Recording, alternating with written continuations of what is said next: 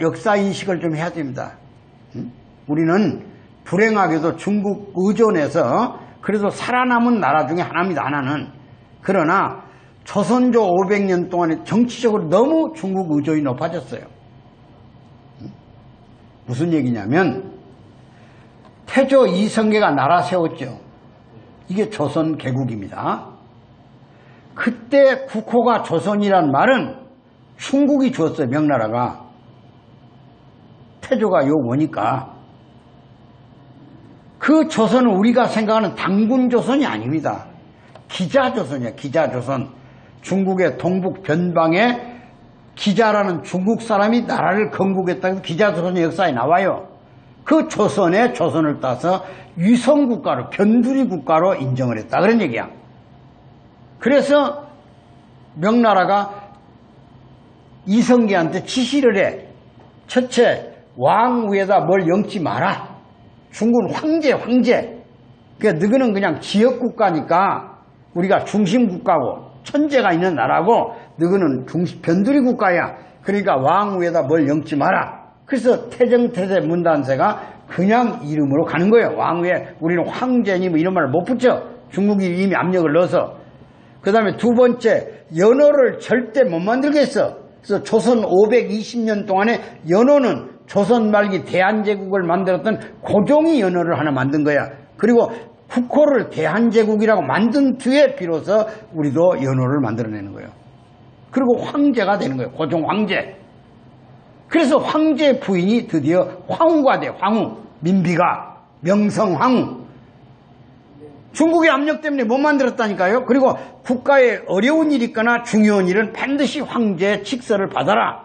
그래서 우리가 사극을 보면 세자 책봉만 하더라도 사후 결제를 받으려고 사신들이 중국의 북경까지 영경까지 갔잖아요. 몇 달씩 황제 눈치 보다가 결제를 받아가지고 와야 돼. 이런 정치적으로 우리가 중국의 사실상 자유롭지 못한 식민지 국가였다 그런 얘기야. 조공 갖다 바치고 저 무학제 중국의 사신이 오면 벌벌 떨어. 조정이 비단 갖다 주고 여자 바치고 뭐 전 금은보화 다 갖다 줘서 뇌물을 줘야만 이놈들이 기뻐가지고 돌아간다고 이 자식들이. 그래서 무학제가 증오의 땅입니다. 그래서 서재필 박사가 대한독립제국을 만들 때 최초로 독립문을 무학제에다 세운 거야. 서대문에다가. 서대문에 독립문 있는 거 있죠? 그건 일본으로부터 독립이 아니고 중국으로부터 정치적 독립인 거예요. 근데 이번에 사드가 중국의 굴복 때문에 만일 배치를 못하면 영원히 중국의 손안에서 놀아나야 돼. 우리가 이번에 반드시 뛰어넘어야 돼.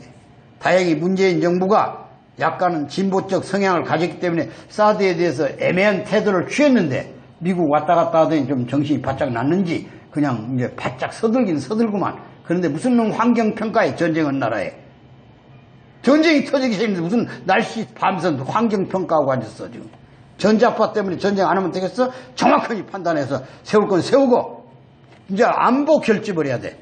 국가관이 서로 달라져가지고 보수 집단은 끝없이 반대하고 진보 집단은 전향하니까 진보 보수가 없어. 하나 속에 화합 전진해가지고 서로 다를 수 있다. 그러나 다르지만 하나 될 수 있다는 화합의 논리를 우리가 세워야 된다는 걸 여러분이 말씀드리는 거예요. 그래야 나라 위기를 극복해 간다 그런 얘기야. 그리고 특히 종교 간의 통합, 서로 집단 간의 통합, 지역 간의 통합. 전라도 경상도 이제 내 생각에는 도를 없애버렸으면 좋겠어. 싹. 그래서 대한민국 전주시, 대한민국 부산시 그러면 됐지. 뭔 경상도 전라도가 택해문을 가지고 있으면서 그 경계를 못 부시고 앉아. 지금 전자경제 시대잖아. 전자 시스템이 얼마나 작동해서 문서 처리하는데 뭐 때문에 군청이 필요하고 거기 그냥 지도서 하나쯤 있으면 됐지. 응? 새로운 정부 형태를 만들어야 된다. 그래서 국가 통합을 해서 북이 어떤 형태가 나타날 때 잘못하면 외국군이 주둔해 다시 또 갈라먹는다 이게. 우리가 그것을 끌어안아야 돼. 이것을 어디서 보면 되냐? 독일서 보면 되는 거야. 그래서 통일에는 반드시 세 가지 원칙이 작용합니다. 첫시 천시, 하늘에 때가 있어. 두 번째 지리적 조건을 잘 거둬야 돼. 세 번째가 인화입니다. 사람이 그 책임을 해야 되는 거예요. 응? 독일 보세요. 89년 11월 9일 날 베를린 장벽이 무너져 버려요. 바로 40일 전에 동독 건국 40주년이에요. 공산당 창건. 거기서 호네커가 독일은 영원할 것이고 동독은 공산당은 영원하다고 외쳤습니다. 고르바초프까지 27개 나라 대표가 와가지고. 그로부터 40일 만에 바로 베를린 장벽이 무너져 버려요. 인간의 힘에는 한계가 있는 거예요. 그날 콜 총리는 폴란드의 바엔사하고 저녁 먹고 있어. 장벽이 무너졌는데 그거 알았으면 그거 갔겠어? 비행기로 급거 귀국해가지고 기자들 해결해. 기자회견. 기자들이 물어요. 장벽이 무너졌으니 통일의 시작이냐? 그랬더니 콜 총리가 통일을 우리 마음대로 못한다. 국제관계가 있어. 우선 미소가 합의해야 되고 주변 국가가 통일을 해야 되니까 지금부터 시작하면 한 20년 걸릴 것 같다 그랬어요. 그로부터 딱 1년이 다 안 된 90년 10월 3일 우리 개천절 날 통일이 됐어요. 정치 통일이. 선거해가지고 했으니까. 그러니까 기자들이 몰려왔어요. 콜 총리 보러. 당신 20년 걸린다는 통일이 1년도 안 돼서 됐으니 어떻게 된 거냐? 물으니까 콜 총리가 자리를 박차고 일어나면서 뭐가 뭔지 모르겠다. 그러고 일어났습니다. 이게 인간의 한계야. 유럽 사람들은 독일을 갈라놓고 EU라는 정치조직을 만들어봤자 거대한 나라들과에서 국가이익이 안 생겨. 동쪽을 끌어들이지 못하니까. 그래서 독일을 통일시켜가지고 동구권 폴란드, 체코, 헝가리, 유고를 다 받아들여서 거대한 EU를 만들 때 공동의 이익을 만들 수 있다고 판단해서 독일 통일을 무기는 거야. 국가이익 때문에. 그럼 남북 통일도 통일된 대한민국이 주변 국가의 이익으로 작용하느냐 반대로 작용하느냐 할 때 분단시켜놓은 상태에서는 끝없이 긴장과 대립과 갈등과 전쟁 위협은 있는 거야.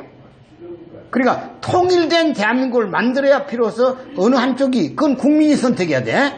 인민이 선택하면 되는 거야. 선거에서 이긴 편이 가지면 돼. 만일 북한이 이기면 공산주의 체제를 할 수밖에 없어. 남쪽 사람이 말 안 들으니까 다 죽여버리든지 그러면 지 체제를 바꾸든지 그렇게 변화하겠죠. 그러나 남쪽이 이기면 우리 체제를 받아들여야 돼. 그래서 우리 헌법에는 민주, 평화, 통일을 원칙으로 하고 있어. 시장경제와 자유민주주의를. 근데 북한은 자기들 사회주의와 주체 철학을 전제로 하고 있어. 이 갈등을 어떻게 좁히면서 그것이 공동의 가치고 함께 살아갈 수 있는 원리가 나와야 되기 때문에 남북이 합쳐질 수 있는 공생의 이론을 우리 문 총재님이 제시했던 거야. 그러면서 그 철학으로 제시한 것이 남쪽 사람이 남쪽 사람보다 북한 사람을 더 사랑해야 되고 북한 사람이 북한 사람보다 남쪽 사람을 더 사랑할 때 비로소 참사랑이 되고 통일이 올 것이다. 이렇게 위대한 얘기를 했다 그런 얘기야. 상상도 못하는 얘기가 나죠. 그런 국민운동을 우리가 해나가야 되기 때문에 이제 대한민국에 천시가 왔어요. 지금 아까 예언에 2025년 나는 그때까지 안 갈 것 같아. 지금 두 가지 연구소를 얘기합니다. 하나가 소련의 이메모라는 국책연구소가 있어요. 소련 정부가 운영하는 연구소입니다. 세계적으로 알아줘요. 이메모 인터넷 들어가 보세요. 그 연구소는 2018년 내년부터 통일 작업이 진행돼 가지고 2020년 완료되는데 대한민국이 주도하는 통일로 끝난다고 그랬어. 러시아에서. 그 다음에 이제 미국의 유명한 연구소 하나가 있습니다. 그걸 조지 프리드만 연구소 그래. 그 연구소 이름이 따로 있어 하나가 있겠네. 좀 기억을 못 쓸지. 오늘 아침에도 조지 프리드만이 트럼프한테 지시했더라고. 북한을 공격하지 마라. 자체적으로 붕괴의 날이 오고 있다. 그분도 2020년을 통일 원년으로 봤어요. 세계 200개 국가가 조지 프리드만 연구소의 정책을 받아가는 거야. 예언가입니다. 오늘 아침 신문에 났더라니까 트럼프한테 얘기했더라니까 공격하지 마라. 그 체제가 무너지고 있다고 그랬어요. 2020년. 근데 아까 김진명이는 2020년에 통일 완성해를 얘기한 것 같아. 자, 그런 시기를 눈앞에 두고 우리가 네 가지 원칙을 지켜줘야 됩니다. 첫째, 이제부터는 머릿속에 들어있는 통일을 가슴으로 끌어내려야 돼요. 가슴이 뜨거워져야 통일의 신념이 생깁니다. 그러니까 첫째, 머릿속의 통일을 가슴으로 끌어내리셔야 됩니다. 두 번째, 북한을 상대적 통일 대상이잖아. 북한을 우리가 분류해서 봐야 됩니다. 권력은 타도 대상이고 인민은 포용 대상입니다. 인민이 무슨 죄가 있습니까? 태어날 때부터 길들여졌을 뿐이야. 서커스단의 말처럼 돌고래 쇼듯이 북한 사람은 길들여져 버렸어요. 태어나서부터. 그러니까 그것이 절대 가치인 줄 알고 따라서 숙명적으로 살아가고 있다 이게. 그러나 내면의 세계에서 DNA는 그들도 우리와 함께 살았던 과거의 통일 시대를 연상하기 때문에 남쪽에 대한 정보가 들어가고 시장 경제를 해보니까 돈이 최고란 걸 알았다 이게. 그래서 이들은 남쪽을 그리우면서 술만 한 잔 들어가면 남쪽 노래를 부르는 거예요. 술만 한 잔 들어가면. 거긴 유행가가 없잖아요. 트로트가 없어. 맨날 당가고 혁명가지. 기껏 나온다는 것이 동포여 한 노래 하나 있어. 그러니까 남쪽 노래 부를 수밖에 없잖아요. 그래서 북한이 최근에 1950년 이전에 남북한이 함께 불렀던 노래는 불러도 좋다 그랬어. 그래서 찔레꽃 붓게 피는 남쪽 노래를 내고 시작해서 이제 끝날 때쯤 되면 뭘 부르냐, 무조건 노래를 부른다. 무조건. 남조선이 부르면 무조건 달려갈 거야. 태평양을 건너서라도 인도양을 건너서라도 아랫동네가 부르면, 그쪽에서는 아랫동네라고 그래 우리를, 윗동네가 갈 거야 이렇게 불러버려요. 한이 맺혀 있는 거야. 기회를 놓치지 말자는 거야. 그래서 북한은 인민은 포용 대상이고 권력은 타도 대상이다. 그 다음에 세 번째, 작은 통일을 먼저 이루면 큰 통일로 갑니다. 이게 탈북자 끌어안기입니다. 탈북자가 남이 아니 타인이 아니야. 통일 역군이야. 앞으로 통일 남북 총선 걸 때는 그분들을 앞세워서 가야 돼. 남쪽에서 시장 경제를 경험했고 자유가 뭐고 인권이 뭐고 다 아니까 그분들이 설득해야지. 우리가 가서 어떻게 설득하겠어. 그러니까 탈북자를 끌어안아서 조국의 동포애를, 형제를 따뜻하게 전달해 주자. 그래서 자매결연도 맺고 형제간의 우위도 만들어야 돼. 일본에서는 조총련과 민단을 통일시켜야 돼. 이게 작은 통일을 큰 통일. 마지막 네 번째가 뭐냐? 국제사회가 한반도 통일이 세계 평화의 출발지라는 걸 인식시켜야 돼. 전쟁을 통해서는 이익 얻을 게 하나도 없어. 한반도가 통일되면 전쟁, 미 중국이 대립할 필요 없어. 그리고 한반도는 결국 정치적으로 중립화로 가야 돼. 스위스나 코스타리카처럼. 이해관계가 걸리면 전쟁 난다 이게. 그러니까 한미 동맹도 그때는 해체하면 돼. 전쟁은 중립국가가 돼버린다니까. 통일된 대한민국은. 그러면 중국이나 러시아나 일본이나 미국이 한반도를 통해서 얻어가는 이익이 큰데 뭐 때문에 여기 개입을 하고 그랬어. 여러분 다 경험한 나라 스위스, 그 다음에 코스타리카, 두 나라가 중미의 코스타리카, 유럽의 스위스가 있잖아요. 다 나라가 적잖아요. 그렇다고 해서 사람들이 방위 소홀하게 합니까? 철저하게 첨단 무기 갖고 국민 전부 훈련시키는 거예요. 나 참 스위스 가보고 감당 놀란 것은 대통령이 7명 있더라고요. 스위스 가니까. 처음 들었을 거예요. 대통령 7명. 그래서 어떻게 해서 7명이 뽑냐 그랬더니 언어를 대표하는 대통령을 뽑아요. 언어. 스위스가 5개 나라로 둘러싸여 있어요. 자, 프랑스, 독일, 오스트리아, 이태리. 네 나라죠. 네 나라죠. 그 다음에 한 나라, 여러분 혹시 아는 사람 손 들어보세요. 스위스하고 붙어있는 나라. 조그마한 나라가 하나 있습니다. 리텐슈타인이라고. 그러니까 5개 나라 대표를 의회가 승인해 주는 거예요. 대표권자를 대통령으로. 그리고 2개 나라는 스위스 본토가 있고 방은 있어요. 그 언어 대표는 지도자를 뽑아줘요.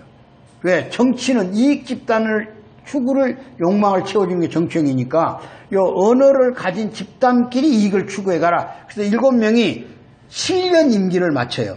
1년에 1명씩 대표권이 있는 거예요. 1년에 1명씩. 오늘은 1년은 프랑스 언어, 그 다음에 이태리 언어 이런 식으로. 그 1년간 최종 결정권을 가진 대통령이 그 언어권 사람을 해서 이익을 추구해 주라 그런 얘기입니다. 기회를 같이 준다 그런 얘기예요. 스위스는 정기군은 없습니다. 다만 민방위가 있는데 인구 한 700만 되는데 남자는 18세에서 55세까지, 장교는 60세까지, 여자는 50세까지입니다. 모든 총은 개인 집에다 주어버렸습니다. 언제 무기고에 와서 갖고 갈 일이 없다. 순식간에 점령해버리니까.